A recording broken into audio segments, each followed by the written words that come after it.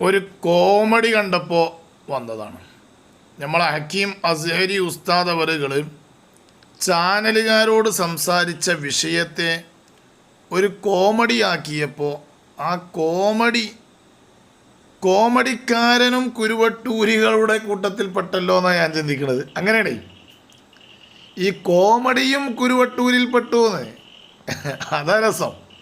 ഏതായാലും കോമഡി ഒന്ന് നടക്കട്ടെ, എന്നിട്ടൊന്ന് ചിന്തിക്കാൻ നമുക്ക്. സമസ്ത കാന്തപുരം വിഭാഗം പിന്തുണ അറിയിച്ച ഹൈക്കമാൻഡിന് കത്തയച്ചു. പിന്തുണയറിയിച്ച് KC വേണുഗോപാലന് പിന്തുണയറിയിച്ച് ഹൈക്കമാൻഡിന് കത്തയച്ചു എന്നാണ് ചാനലുകാരൻ പറഞ്ഞത്. അത് എത്രത്തോളം സത്യമുണ്ട് ഉള്ള വിഷയം ഇൻഷാ അല്ലാഹ് ഹക്കീം ഉസ്താദ് അവസാനം പറയും. ഏതായാലും കോമഡിക്കാരന്റെ കോമഡി നടക്കട്ടെ. അല്ല മൂല്യരെ, നിങ്ങളെ ചെറിയ ഉസ്താദേ ഹൈക്കമാൻഡിന് കത്തയച്ചിക്കണല്ലോ. ചെറിയ ഉസ്താദ് ഹൈക്കമാൻഡിന് കത്തയച്ചു എന്നുണ്ടെങ്കിൽ വലിയ ഉസ്താദിനോടൊപ്പം കോമഡിക്കാരൻ സംസാരിക്കണം കേട്ടോ. ചെറിയ ഉസ്താദാണ് ഹക്കീം ഉസ്താദിനെ സംബന്ധിച്ചാ പറയണേ. ആയിക്കോട്ടെ. കേസിനെ മുഖ്യമന്ത്രിയാക്കാൻ വേണ്ടിട്ട് അതെന്തായി? കത്ത് സ്വീകരിച്ചാ? എന്താ സംശയം? സ്വീകരിക്കുമല്ലോ. കാരണം എന്താ അറിയോ, നിങ്ങൾ കുറച്ച് ആൾക്കാരുണ്ട്, ഓർക്കൊക്കെ തോന്നലുണ്ട് ഞങ്ങൾ കാലാകാലം ഒരു പാർട്ടിക്കാണ് വോട്ട് ചെയ്യലെന്ന്. എന്നാൽ ഇക്കുറി ഞങ്ങൾ മാറി ചിന്തിച്ചേക്കണം. അതിന്റെ കാരണത്താണ് ഞങ്ങൾ കത്തയച്ചത്. അതുകൊണ്ടാണ് ഇവരൊക്കെ ജയിച്ചത്. ഞങ്ങൾ കോമഡി ഡൂബ്ലി മൂല്യരെ അങ്ങനെ ഒരു വാദം കാന്തപുരം വിഭാഗത്തിനുമില്ല, മറുസുന്നികൾക്കും ആർക്കുമില്ല. കോമഡി ആണെങ്കിലും അത് ഉള്ളതുപോലെ പറയുമ്പോഴല്ലേ ഒരു കോമഡിയിൽ രസമുള്ളൂ. നിങ്ങൾ പറഞ്ഞ KC മുഖ്യമന്ത്രിയാകും, നിങ്ങൾക്ക് കാത്തിരുന്ന് കാണാം. പള്ളിക്കൽ ബാലറിഞ്ഞ മൂല്യന്മാരൊക്കെ ഇപ്പൊ രാഷ്ട്രീയത്തിൽ ഇറങ്ങിയിരിക്കണം. ഇങ്ങനെ പോവുകയാണെങ്കിൽ പാർലമെന്റിനും ഒരു പ്രസംഗിക്കും. അപ്പൊ നിങ്ങളെന്താ വിചാരിച്ചത്? മൂല്യന്മാര് വെറും പള്ളിക്ക വേദോരയാ മാത്രം മതിയെന്നോ? ഒരു പഞ്ചായത്തിലും ജില്ലയിലും പാർലമെന്റിലും ഒന്നും അവര് വേണ്ടെന്ന? അവരുണ്ടാവും എല്ലായിടത്തോടോ. അവരും മനുഷ്യരല്ലേ. പ്രസ്ഥാനത്തിനാണ് എന്തുള്ളത്? പ്രസ്ഥാനത്തിനാണ് രാഷ്ട്രീയങ്ങളില്ലാത്തത്. വ്യക്തികൾ ഏത് രാഷ്ട്രീയക്കാരും ആകൂലേ. ഇനി ഏതായാലും വേറൊരു ചങ്ങായും കൂടിയും പറയുന്നുണ്ട്, അതും കൂടിയും കേൾക്കാം. വേണ്ടിയിട്ടാണോ ഇറങ്ങിയിട്ടുള്ളത്? അതല്ല, KCക്ക് പിന്തുണയുമായി കാന്തപുരം വിഭാഗം ഹൈക്കമാൻഡിന് കത്തയച്ചു. അല്ല മൂലക്കന്മാരെ, എനിക്ക് അറിയാത്തോണ്ട് ഇവിടെ ചോദിക്കുകയാണ്, നിങ്ങൾ ദീനി പഠിപ്പിക്കാനും വേണ്ടിയിട്ടാണോ ഇറങ്ങിയിട്ടുള്ളത്? അതല്ല, നിങ്ങളെ മറ്റേ രാഷ്ട്രീയത്തിലുള്ള നേതാക്കന്മാരെ തീരുമാനിക്കാൻ വേണ്ടിയിട്ടാണോ അവിടെ ഇറങ്ങിയിട്ടുള്ളത്? എന്നാ എനക്കൊരു വർത്തമാനം കേൾക്കണ്ടേ? മൂല്യാക്കന്മാർക്ക് രാഷ്ട്രീയത്തിലുള്ള നേതാക്കന്മാരെ തീരുമാനിക്കാനുള്ള കഴിവുണ്ട് എന്ന് എനിക്ക് ബോധ്യപ്പെട്ടപ്പോൾ കത്തയച്ചിക്കണോ അല്ലേ എന്നുള്ള വേറെ വിഷയം, അത് നമുക്ക് പറയാം. കാരണം കാള പെറ്റൂന്ന് കേട്ടപ്പത്തിനാണ് കയറെടുത്ത് ഇറങ്ങിയിട്ടുള്ളത്. അതുകൊണ്ടാണ് ഇങ്ങനെ സംസാരിക്കുന്നത് കേട്ടോ മോനെ. അപ്പോൾ ഹൈക്കമാൻഡിനെ കത്തയക്കാനും അതുപോലെ തന്നെ മുഖ്യമന്ത്രിയെ തീരുമാനിക്കാനും മൂല്യന്മാർക്ക് കഴിവുണ്ടെന്ന് എനിക്ക് ബോധ്യപ്പെട്ടോ? അല്ല, അവിടെ ഒന്ന് ചോദിക്കാം നമുക്ക്. കഴിവുണ്ടെന്ന് ബോധ്യപ്പെട്ടല്ലോ അല്ലേ? കത്തയച്ചണോ അല്ലേ, അത് വേറെ വിഷയം. ആണോ? ഇവിടെ എല്ലാവരും വന്നാണ് ഇവിടെ VD സതീശൻ ഇവിടെ CM ആവണമെന്ന് ഇവിടെ പറയുമ്പോൾ ഇവരെ പുറത്തെ കുറച്ച് മൂല്യക്കാർ ഇവിടെ ഇറങ്ങി ഇവിടെ വന്നിങ്ങനെ ഹൈക്കമാൻഡിന് വെക്കാണ്ട് കത്തയച്ചിങ്ങനെ. എടാ ചെങ്ങായി, ആ അഭിമുഖം ശരിക്കൊന്ന് കേട്ടിട്ടെങ്കിലും ഒന്ന് സംസാരിക്കണ്ടേ? ആ അഭിമുഖം എന്താണ് ഹക്കീം അസ്ഹരി എന്ന് പറയുന്നതെന്ന് കേൾക്കണ്ടേ? ഒന്ന് പറയട്ടോ. ഹൈക്കമാൻഡിന് ഏത് ഹൈക്കമാൻഡിന് ഇവിടെ കത്തയച്ചാലും തന്നെ ശരി, ജനങ്ങളുടെ ഇഷ്ടത്തിനനുസരിച്ചുള്ള ജനങ്ങൾക്ക് ഇഷ്ടപ്പെടുന്ന ഒരാളെയാണ് ജനങ്ങൾക്ക് ഇവിടെ വേണ്ടത്. അതൊക്കെ ഉറപ്പാണ്. ജനങ്ങൾക്ക് ഇഷ്ടപ്പെട്ട, ജനങ്ങൾക്ക് വേണ്ട ആളെ തന്നെയാണ് വേണ്ടത്. ഇന്ന് നമുക്കറിയാം, ഇന്ന് പ്രതിപക്ഷ നേതാവായി നിന്നിരുന്നത് സതീശനായിരുന്നു. അപ്പോൾ ആ നിലക്ക് വരണമെന്ന് തന്നെയാണ് ജനങ്ങളുടെ വികാരങ്ങളുള്ളത്. അത് ഉറപ്പല്ലേ? ജനങ്ങളുടെ വികാരം അങ്ങനെ തന്നെയാണല്ലോ. ആയതാലും ബാക്കി പറയട്ടെ. മനസ്സിലായില്ലേ? അല്ല, നിങ്ങളെ പോലത്തെ കുറച്ച് ആൾക്കാർ വെക്കണം കത്തയച്ചിക്കണേ ഇവിടെ കരുതിയിട്ട് ഇവിടെ എന്ത് മാങ്ങാത്തോലും ഉണ്ടാക്കണേ? അല്ല, അറിയത്തോട് ചോദിക്കണേ, നിങ്ങൾ ദീനി പഠിപ്പിക്കാൻ വേണ്ടി ഇറങ്ങിയ ആൾക്കാരാണെന്നുണ്ടെങ്കിൽ ആ ദീനി പഠിപ്പിച്ചുകൊണ്ട് പോയാൽ പോരെ. നിങ്ങൾ രാഷ്ട്രീയത്തിൽ കൂടി വന്നിക്കാണ്ട് കുട്ടിച്ചോറുണ്ടാക്കാൻ ഇവിടെ നിൽക്കണം. ഒരുമാതിരി ഏറെപ്പത്തിലെ പരിപാടികൾ ചെയ്തിട്ടാ? അല്ല ചെങ്ങായി, ഞങ്ങളും ഈ ഇന്ത്യ രാജ്യത്ത് കേരളത്തിൽ ജീവിക്കുന്ന ആളുകളല്ലേ?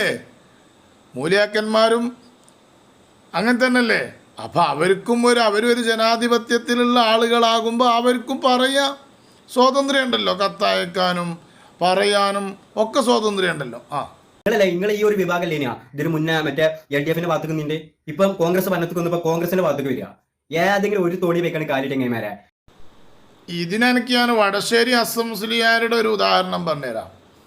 ഞങ്ങൾ LDF നിന്നിരുന്നെങ്കിൽ ആ സമയത്ത് ഞങ്ങൾക്ക് LDF ആയിരുന്നു വേണ്ടിയിരുന്നത്.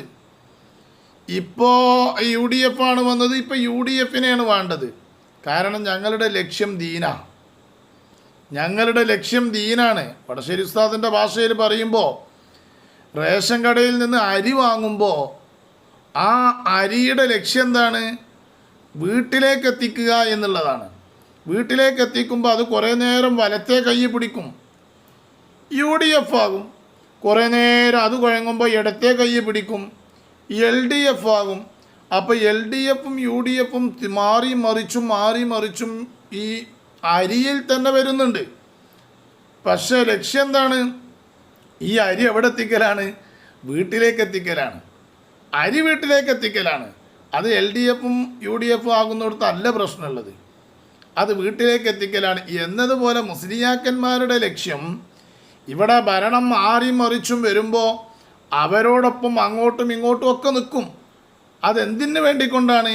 ഇവിടെ പരിശുദ്ധ ദീനിന് ഒരു കോട്ടവും സംഭവിക്കാൻ പാടില്ല. അത് തനതായ രൂപത്തിൽ നിലനിന്ന് റബ്ബിലേക്ക് അങ്ങ് എത്തിക്കണം. അതിന് വേണ്ടിക്കൊണ്ട് LDF ആകും. LDF വരുമ്പോൾ UDF വരുമ്പോൾ UDF ആവും. പക്ഷേ ലക്ഷ്യം ഒന്നേ ഉള്ളൂ, ദീനിന് കോട്ടം സംഭവിക്കരുത്. ഇത് നിങ്ങൾ കുറച്ചെങ്കിൽ അവിടെ കാലിടും, പിന്നെ കഴിഞ്ഞ ഇപ്പുറത്ത് കാലിടും. ഇനി മോനോ, ഈ വിഷയത്തിൽ ഞങ്ങൾ എവിടെയെങ്കിലും കാലിട്ടിട്ടുണ്ടോ ഇല്ലേ എന്ന് നീ ഹക്കീം അസേരി ഉസ്താദ് നടത്തുന്ന പത്രക്കാരോട് നടത്തുന്ന അഭിമുഖം ഒന്ന് കേട്ടു നോക്ക്. അവിടെ പത്രക്കാരനാണ് കളിച്ചിട്ടുള്ളത്, ചാനലുകാരനാണ് കളിച്ചത്. വാർത്ത കൊടുത്ത ചാനലുകാരനാണ് അവിടെ ഫിത്തനയുണ്ടാക്കിയത്. ആ ചാനലുകാരൻ്റെ പേരിലാണ് നീ നടപടിയെടുക്കേണ്ടത്, കേസ് കൊടുക്കേണ്ടതും ചാനലുകാരനെയാണ് പറയേണ്ടത്. ചാനലുകാരനോട് ഹക്കീം അസേരി പറഞ്ഞതുപോലെ പറയാൻ പറയും. ഹക്കീം അസേരി മറി കുത്തിരുന്നിട്ടൊന്നുമല്ല പറഞ്ഞത്, ശരിക്ക് വീഡിയോൻ്റെ മുന്നിൽ കുത്തിരുന്നിട്ടല്ലേ പറഞ്ഞത്. അതല്ലെങ്കിൽ അത് കേട്ടിട്ടൊന്ന് പറയാം മോനെ, ഒന്ന് കേൾക്ക്. ഹക്കീം അസേരി ഒന്ന് വരട്ടെ. ഇത്തരൊരു വിഷയത്തിൽ നമ്മൾ അഭിപ്രായം പറയുന്ന ഒരു രീതിയില്ല. കണ്ടോ, ചോദ്യകർത്താവ്, ചാനലുകാരൻ ചോദ്യകർത്താവ് ഹക്കീം ഉസ്താദിനോട് ചോദിച്ചപ്പോൾ ഹക്കീം ഉസ്താദ് പറയുകയാണ്, ഇത്രയും വിഷയത്തിൽ ഞങ്ങൾ അഭിപ്രായം പറയുന്നൊരു രീതി ഇല്ല. ചോദ്യകർത്താവ് ചോദിച്ചപ്പോൾ ആ ചോദ്യത്തിന് മറുപടിയാണ് പറയണത്, ഇത്രയും വിഷയത്തിൽ നമ്മൾ അഭിപ്രായം പറയുന്നൊരു രീതിയില്ല, അത് രാഷ്ട്രീയക്കാർ കൈകാര്യം ചെയ്തോട്ടെ എന്നാണ് ആ പറയുന്നത്. എന്നാലും ചോദിച്ചു എന്നുള്ള നിലക്ക് ഹക്കീം അസേരി പറയുന്നത് ഒന്ന് കേട്ടു നോക്ക്. അതേസമയത്ത് അദ്ദേഹം വരുന്നത് കൊണ്ട് കുഴപ്പമില്ല. അതേ സമയത്ത് അദ്ദേഹം വരുന്നത് കൊണ്ട് കുഴപ്പമില്ല. അതാ വേണുഗോപാലൻ വന്നു എന്നുള്ളത് കൊണ്ട് നമുക്ക് കുഴപ്പമൊന്നുമില്ല. നമുക്കിപ്പോൾ ആര് വന്നാലെന്താ? ഇനി ബാക്കി പറയട്ടെ. കാരണം ഇതിനു മുമ്പും AK ആന്റണിയൊക്കെ വന്നിട്ടുണ്ടല്ലോ. നേരത്തെ മത്സരിക്കാത്ത ആള് പിന്നീട് മുഖ്യമന്ത്രിയായി, അങ്ങനെ അവർ നാട് ഭരിച്ചിട്ടുണ്ട്. ഇനി അയാളെ മുഖ്യമന്ത്രി ആക്കുന്നതിൽ കോൺഗ്രസ്സുകാർ തമ്മിൽ തല്ലുകയോ അതല്ലെങ്കിൽ കേരളത്തിലുള്ള മറ്റു ആളുകൾ തമ്മിൽ തല്ലുകയോ ഒന്നും വേണ്ട ആവശ്യമൊന്നുമില്ല. AK ആന്റണി അതുപോലെ മത്സരമൊന്നും നടത്താതെ MP ആകുന്ന സമയത്ത് എന്ത് ചെയ്തിട്ടുണ്ട്? മുഖ്യമന്ത്രി ആയി വന്നിട്ടുണ്ടല്ലോ. അതൊരു തെറ്റൊന്നും അല്ല എന്നാണ് ആര് പറഞ്ഞത്? ഹക്കീം അസേരി പറഞ്ഞത്. ബാക്കിയും പറയട്ടെ. അപ്പോൾ അദ്ദേഹത്തിന് കഴിവുള്ള ഒരാളാണ്. കേന്ദ്ര തലത്തിൽ രാജ്യം ഒട്ടുക്കും സംഘടനയുടെ സെക്രട്ടറിയായി നിന്നൊരാൾക്ക് സ്റ്റേറ്റ് നയിക്കാൻ എന്തായാലും കഴിയുമെന്ന കാര്യം ഉറപ്പാണ്. കേട്ടില്ലേ? വേണുഗോപാലനിക്ക് കഴിയും. കാരണം അദ്ദേഹം വലിയ ഒരു സ്ഥാനം വഹിച്ചിരുന്ന ആളാണ്, സെക്രട്ടറിയായി സ്ഥാനം വഹിച്ചിരുന്ന ആളാണ്. മാത്രമല്ല കേന്ദ്രത്തിലൊക്കെ പിടിപാടുള്ള ഒരാളാണല്ലോ. അപ്പോൾ അയാൾക്ക് തീർച്ചയായിട്ടും കേരളം ഭരിക്കാൻ കഴിയും എന്നാണ് ആര് പറഞ്ഞത്? ഹക്കീം അസേരി പറഞ്ഞത്. ചോദ്യകർത്താവിനിക്കാണ് മറുപടി കൊടുക്കുന്നത് കേട്ടോ. പിന്നെ പാർട്ടിക്ക് അവരെ കേന്ദ്രത്തിൽ ആവശ്യമുണ്ടോ ഇവിടെയാണോ നല്ലത്, അതൊന്നും നമ്മളെ അഭിപ്രായം പറയേണ്ട ഒരു വിഷയമല്ല കേട്ടോ. പിന്നെ പാർട്ടിക്ക് അയാളെ കേന്ദ്രത്തിലെ ആവശ്യമുള്ളത് കേരളത്തിലെ ആവശ്യമുള്ളത് എന്നുള്ളത് പാർട്ടിൻ്റെ കാര്യം നമ്മളെ അഭിപ്രായം പറയേണ്ടതല്ല. അതാണ് ഹക്കീം അസേരി പറഞ്ഞത്. ബാക്കിയും കൂടി പറയട്ടെ. VS രഞ്ജിത്ത് വിവരങ്ങളുമായി ചേരുകയാണ്. രഞ്ജിത്ത്, സമസ്തയ്ക്ക് ഇതിലെന്താ? സമസ്തയുടെ അഭിപ്രായം ഹൈക്കമാൻഡ് ചോദിച്ചോ? പത്രക്കാരി കുത്തിത്തിരിപ്പുണ്ടാക്കുന്നുണ്ട് ഞങ്ങൾ. ഇവിടെ എവിടെയെങ്കിലും ഹൈക്കമാൻഡിനെ സംബന്ധിച്ചുകൊണ്ട് പിന്നെ ഹക്കീം അസേരി കാന്തപുരം പറഞ്ഞോ? ഇല്ല. എന്നിട്ട് VS രഞ്ജിത്ത് പിന്നെ ഇതിലെന്താണ് സമസ്തയുടെ അഭിപ്രായം എന്തെങ്കിലും പിന്നെ ഹൈക്കമാൻഡ് ചോദിച്ചോ? പാച്ച നോണ പറയാണ്. ഇത് എവിടെയെങ്കിലും ഉണ്ടായി അങ്ങനെ ഒരു സംസാരം? മധു വിവിധ സാമുദായിക സംഘടനകളും സാംസ്കാരിക നേതാക്കന്മാരെയും ഒക്കെ അഭിപ്രായം പറയുന്ന ഘട്ടത്തിൽ സ്വാഭാവികമായിട്ടും ജനാധിപത്യത്തിൽ ഒരു സമ്മർദ്ദ ശക്തി എന്ന രീതിയിൽ സമസ്തയുടെ അഭിപ്രായം സമസ്ത ഹൈക്കമാൻഡിനെ അറിയിച്ചു എന്നുള്ളതാണ് മനസ്സിലാക്കാൻ സാധിക്കുന്നത്. ഹൈക്കമാൻഡുമായി കൊണ്ടൊരു സംസാരം തന്നെ അവിടെ ഉണ്ടായിട്ടില്ല. എന്നിട്ട് ഹൈക്കമാൻഡിനെ അറിയിച്ചു എന്നാണ് മനസ്സിലാക്കുന്നത്. തെറ്റാണ് മനസ്സിലാക്കരുത്. ഹക്കീം അസ്ഹരിയോട് നിങ്ങൾ ചോദിച്ചതിന് ചോദ്യകർത്താവിനനുസരിച്ചൊരു മറുപടി ഹക്കീം അസ്ഹരി പറഞ്ഞു എന്ന് മാത്രം. കത്തയച്ചെന്നാ പറയുന്നത്, ന്യൂസ് പറയുന്നതാണ്. ഒരു കത്തയച്ചിട്ടുണ്ടോ എന്നുള്ള അറിയില്ല, അതിന്റെ യാഥാർത്ഥ്യം അറിയില്ല. എന്നാ സുഹൃത്തെ, യാഥാർത്ഥ്യമൊക്കെ അറിഞ്ഞിട്ട് ഇടപെട്ടാൽ പോരെ. ഇത് കുരുവട്ടൂരി നൗഷാദും കോമാട്ടുചാലിൽ അതും ഇടപെടുന്ന മാതിരി ഇടപെട്ടാലൊരു മോശമല്ലേ? യാഥാർത്ഥ്യം അറിയണ്ടേ? എന്തായാലും ശരി, ഹക്കീം ഉസ്താദ് അതെ എന്തായാലും ശരി. അപ്പം മൂപ്പര് 2 വാക്ക് പറയാന്നുള്ളതുള്ളൂ. നിങ്ങൾ കത്ത് അയച്ചാലും അയച്ചിട്ടില്ലെങ്കിലും ശരിയും. എന്നാ ഞമ്മക്ക് 2 വർത്താനം പറയാണ്ട് എന്നാ മൂപ്പര് പറയട്ടെ. ശരിക്കും നിങ്ങളൊക്കെ പറയാനുള്ള അഭിപ്രായം പറയാം. അഭിപ്രായം എല്ലാവർക്കും പറയാം, ഓരോന്നും പറയാം. പക്ഷേ നിങ്ങൾക്ക് കത്തയക്കാനുള്ള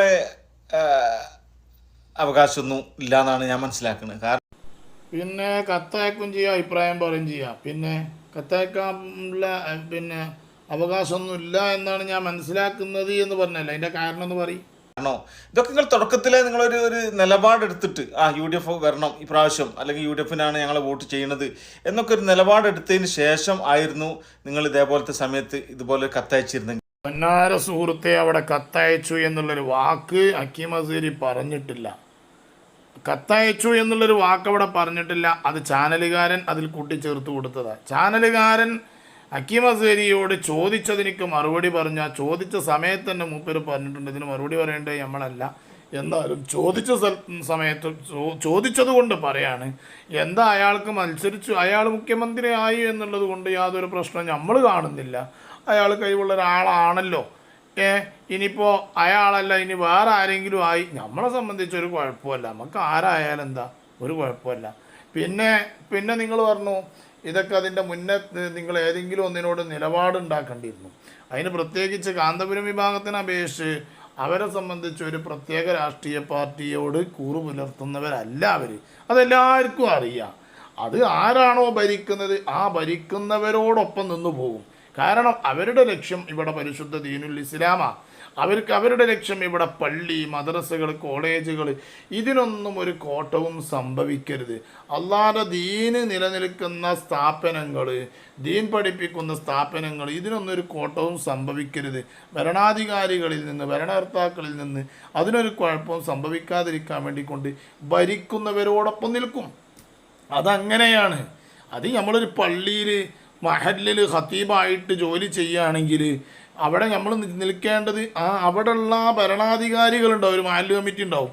ആ മഹല്ല് കമ്മിറ്റിയുടെ കീഴിലാണ് നമ്മൾ എന്ത് ചെയ്യേണ്ടത്, വർക്ക് ചെയ്യേണ്ടത്. നാട്ടുകാർക്കാണ് ഖത്തീബ് എങ്കിൽ ആ നാട്ടുകാർ പറഞ്ഞ മാതിരിയാണ് പോകുക എന്ന് പറഞ്ഞാണ്ട് പോകാൻ പറ്റൂല.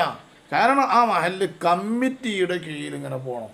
അതല്ലാതെ നാട്ടുകാർക്കാണ് ഞാൻ ഖത്തീബ് എന്ന് പറഞ്ഞാണ്ട് മൂലയിൽ മീറാബിൽ നിന്നാണ് ചലച്ചാൽ പിറ്റേന്ന് പുറത്തോട്ട് പോകേണ്ടി വരും. കാരണം എന്താ, അവിടെ അധികാരമുള്ളതായിരിക്കാണ് മഹല്ല് കമ്മിറ്റിക്കാണ്. അപ്പോൾ മഹല്ല് കമ്മിറ്റിയുമായി കൊണ്ട് ചർച്ച ചെയ്തിട്ടായിരിക്കണം കൈകാര്യം ചെയ്യേണ്ടത്. എപ്പോഴും അങ്ങനെ ആയിരിക്കണം. എന്നതുപോലെ തന്നെ കാന്തപുരം വിഭാഗത്തിൻ്റെത് അങ്ങനെയാണ്. ഭരിക്കുന്ന ഭരണാധികാരികളുമായി കൊണ്ടുള്ള ഒരു ഇടപെടലും അവർക്കുള്ള ഒരു അവർക്കൊരു പ്രത്യേക ഇതും കൊടുത്തിട്ടാണ് കൈകാര്യം ചെയ്യുക.